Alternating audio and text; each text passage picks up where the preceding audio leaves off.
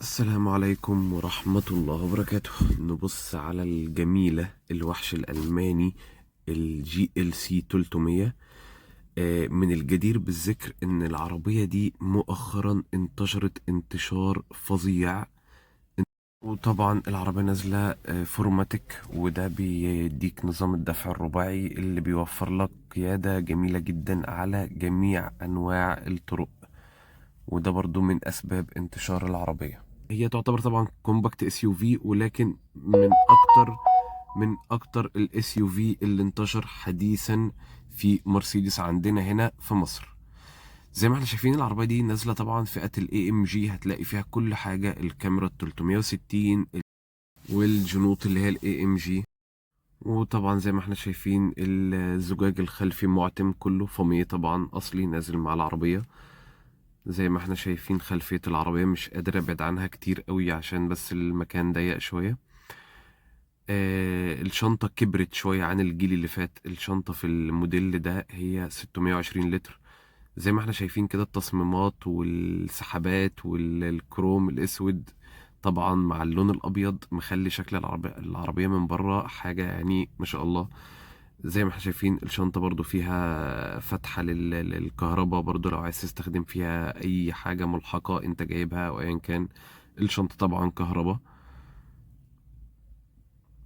العربية دي بقى بتنزل طبعا بالموتور اللي هو ال 2000 سي سي توربو، وبيدي 258 حصان مع عزم 370 نيوتن. تعالوا نبص عليها من جوه. طبعا التحكم في الكرسي بتاع السواق كله من الباب، بالميموري بالتدفئة بكل حاجة. احنا الفئة اللي معانا اللي هي الاي ام جي اللي تعتبر فيها كل حاجة. علامة مرسيدس بنز مضيئة عندك هنا على العتبة زي ما انتوا شايفين كده. الطارة لوحدها تحفة فنية يعني.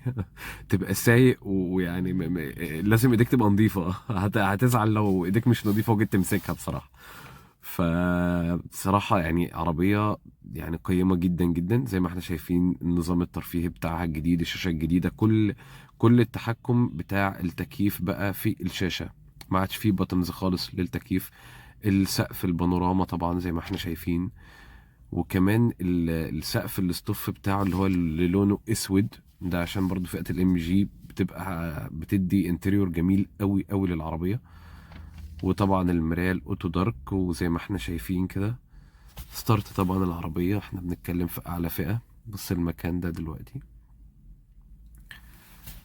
هم مخلي لك كل حاجة قدامك سوفت بشكل جميل بصراحة. يعني حتى بص انت بتقفل بالمنظر ده، كل حاجة قدامك كده بتبقى مقفولة. كونسول بصراحة يعني تتصور جنبه، والله تتصور جنبه. فمن يعني هي العربية دي ما انتشرتش من فراغ. اي نعم سعرها عالي شوية، ولكن العربية بجد بجد تستاهل. هنا الهاند بريك الكهرباء. طبعا مش محتاج اقول ان السماعات برومستر كلها. والامبيانت لايتس الداخليه طبعا ماشيه في الابواب وفي التابلو، ده شكل المفتاح بتاعها. بص الراكب الخلفي كمان. بص هي المساحات مش اوسع حاجه طبعا، ولكن مساحات مرضيه بشكل كبير. يعني مش هتحس ان هي ضيقه، بس لو بتدور على حاجه بالوسع الجامد قوي، لا مش دي بصراحه. برضو الركوبه الخلفيه مش اوسع حاجه، ولكن انا مثلا طولي 188، انا قاعد ورا اسف 188 طولي 182، فانا قاعد ورا كويس. انا قاعد ورا مع ظبطة الكرسي انا كويس، مش حاسس ان الدنيا ضيقه قوي عليا.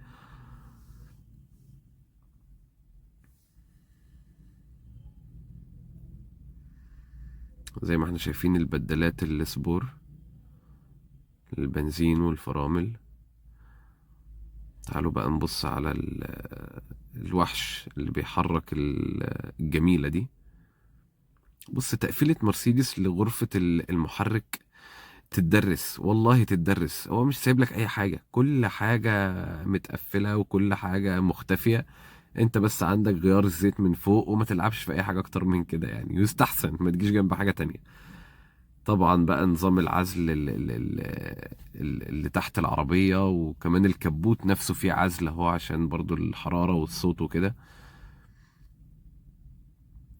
وده كان ريفيو سريع ومختصر للجي ال سي 300. اتمنى لو عجبكم تعملوا سبسكرايب.